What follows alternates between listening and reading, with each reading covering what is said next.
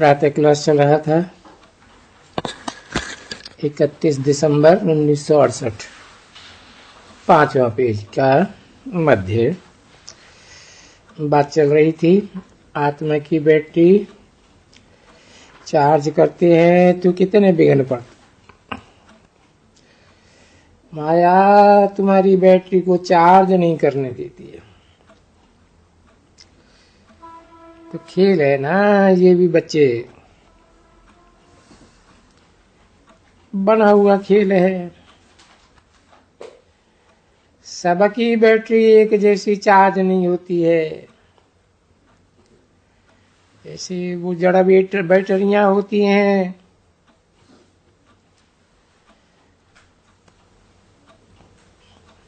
नहीं, तुम तो चैतन्य बैटरी। और ये भी जानते हो कि बाप के साथ योग लगाने से हमारी बैटरी चढ़ करके तब सतो प्रधान तक बन जाएगी।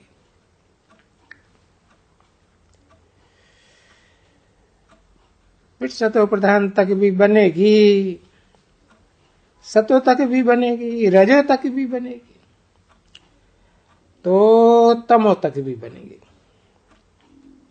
अभी तो है तमो प्रधान। तो ये भी समझते हो कि कोई सतो प्रधान तक बैटरी नहीं चार्ज कर सकते हैं। तो फिर देखो, चैतन्य आत्मा तो हो ही, फिर सजाएं खाते हो। सजाएं खा करके पद भी भ्रष्ट हो जाता है। और फर्क फिर देखो कितना है पढ़ाई में। हद की पढ़ाई में और इससे बेहद की पढ़ाई में। बेहद की पढ़ाई में तो देखो कितना फर्क रहता है। कैसे नंबरवार सब ऊपर में जाते हैं। सभी बैटरियां और सबको अपना अपना पार्ट मिला हुआ है। इतने को पार्ट मिला हुआ है और पार्ट भी अविनाशी मिला हुआ है। तुमने ये 84 जन्म का पार्ट कितनी दफा बजाया होगा? तो बहुत दफा जब बजाया है तो फिर तुमको चार्ज करना भी तो बड़ा सहज होना चाहिए ना।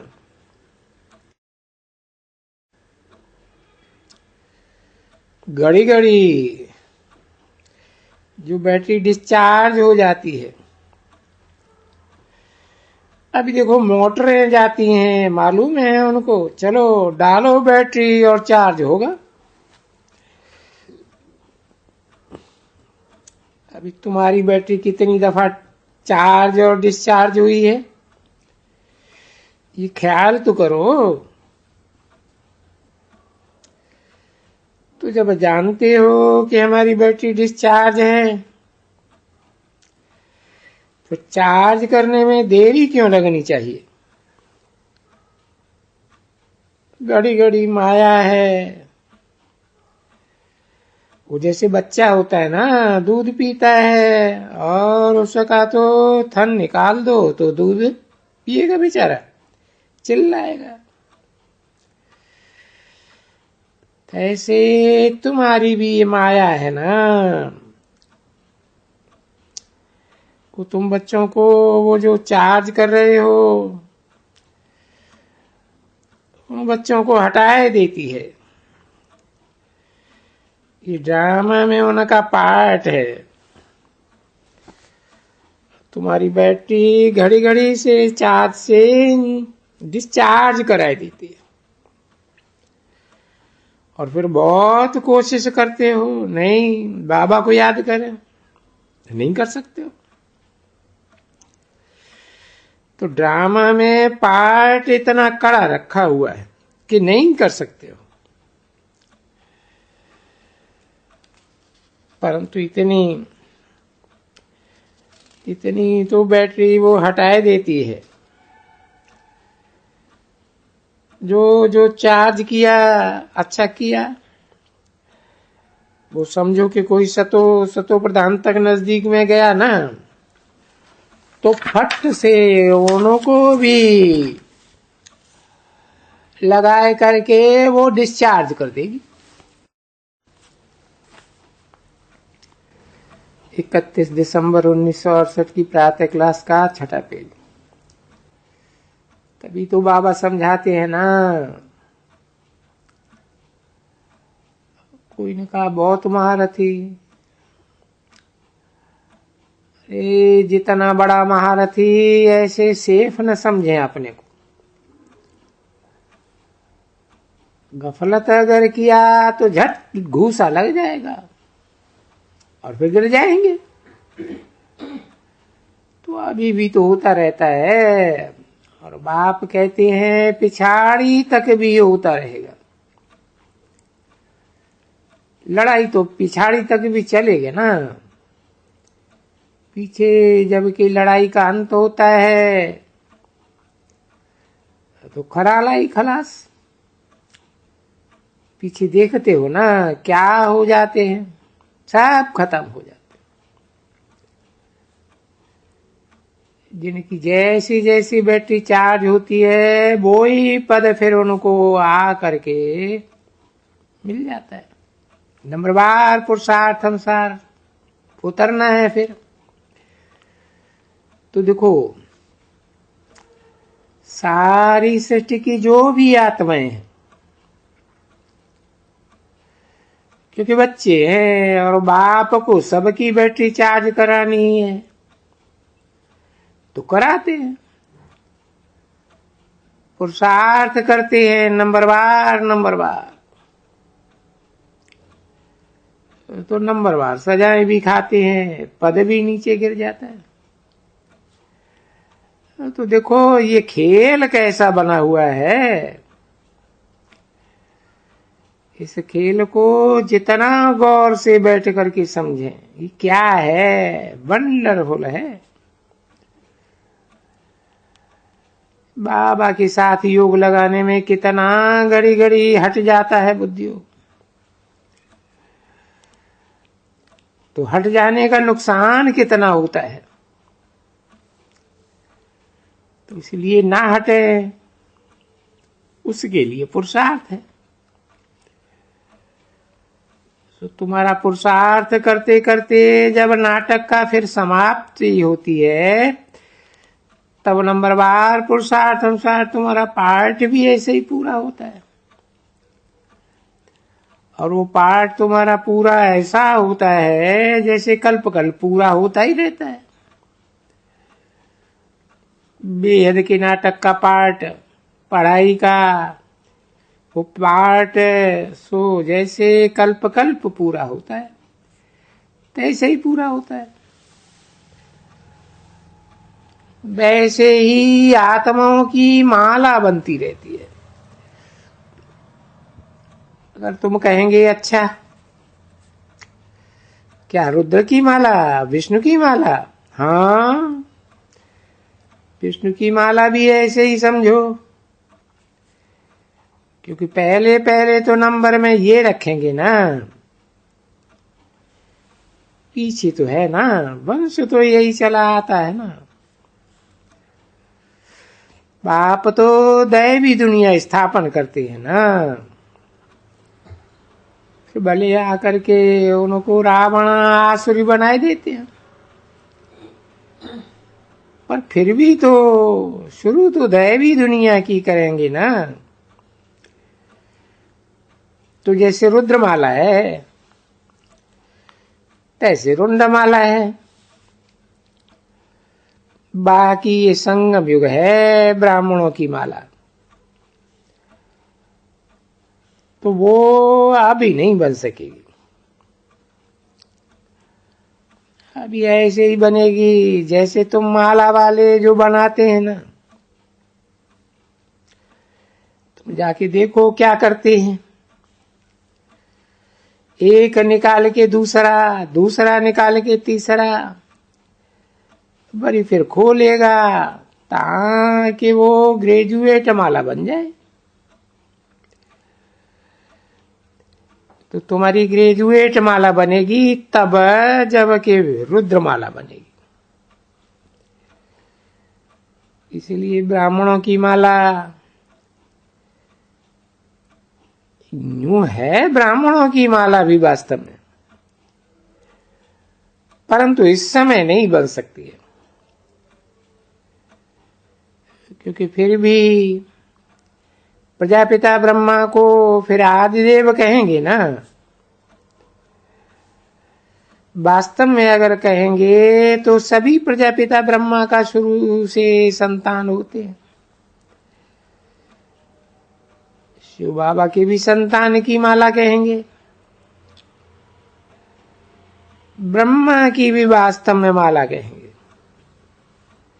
तो फिर विष्णु की भी माला कहेंगे। ऐसे है ना, बाप यहां आते हैं, फिर तुम ब्राह्मण बनते हो, तो जरूर ब्रह्मा की भी माला चाहिए और शिव की भी माला चाहिए,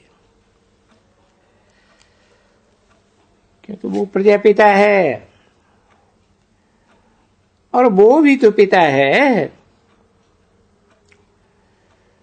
अब वो जो राजधानी का भी तो पिता ही ठहरा, वो पिता माता ठहरा, सच्चा सच्चा पिता माता ठहरा। ये एडॉप्टेड होते हैं, माता पिता और बाबा के फिर सभी बच्चे ही बच्चे।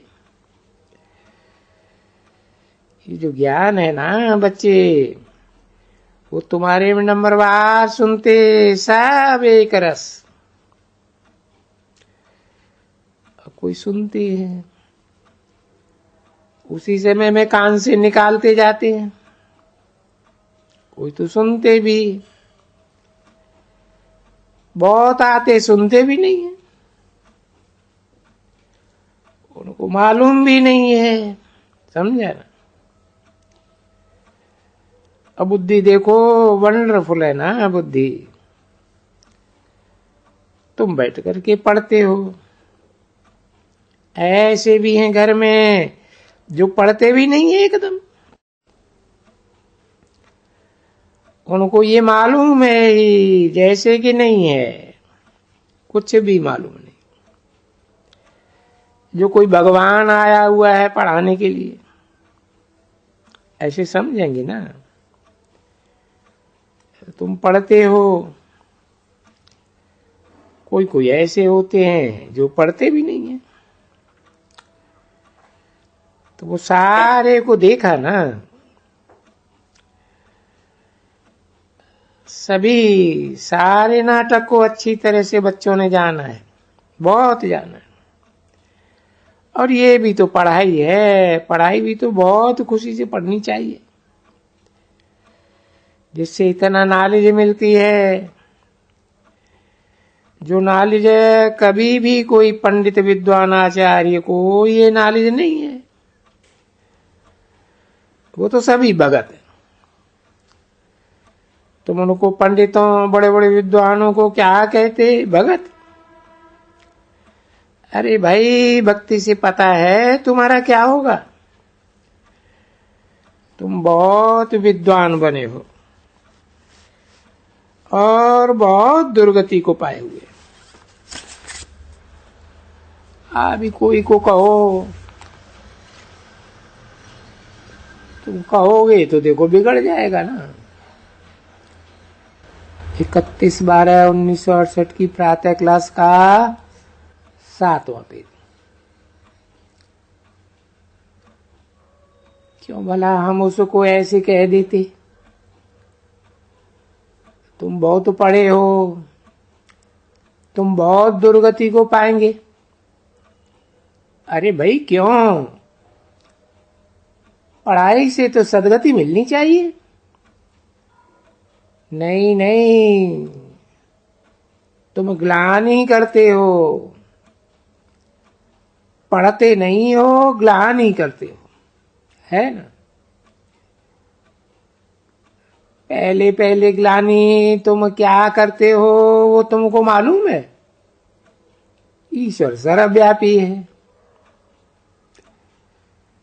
पहले तो मैं ये पढ़ करके, ये मनुष्य के बनाए हुए शास्त्र, ये गीता मनुष्य की बनाई हुई है, व्यास की बनाई हुई है, वो पढ़ करके अच्छी तरह से, और फिर तुम ईश्वर को सर्वव्यापी कह करके और दुर्गति को पाते हो। ये बड़े बड़े पंडित,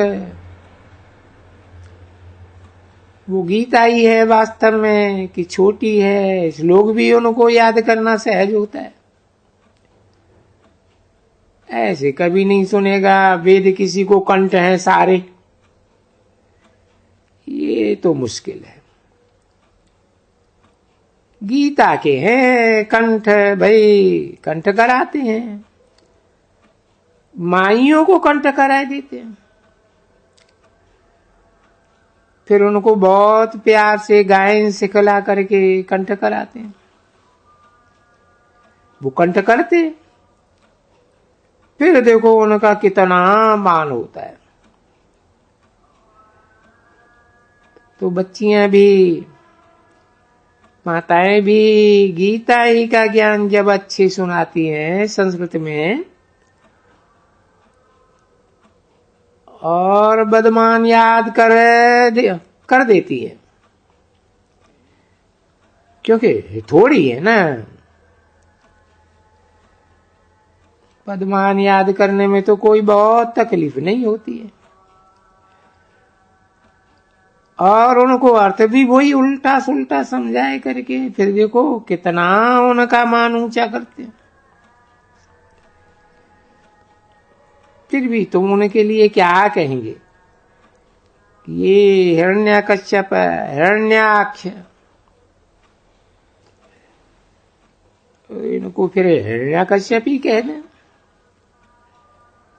बलनाम ही हिरण्यकश्यप, हिरण्याक्ष लिखा हुआ है,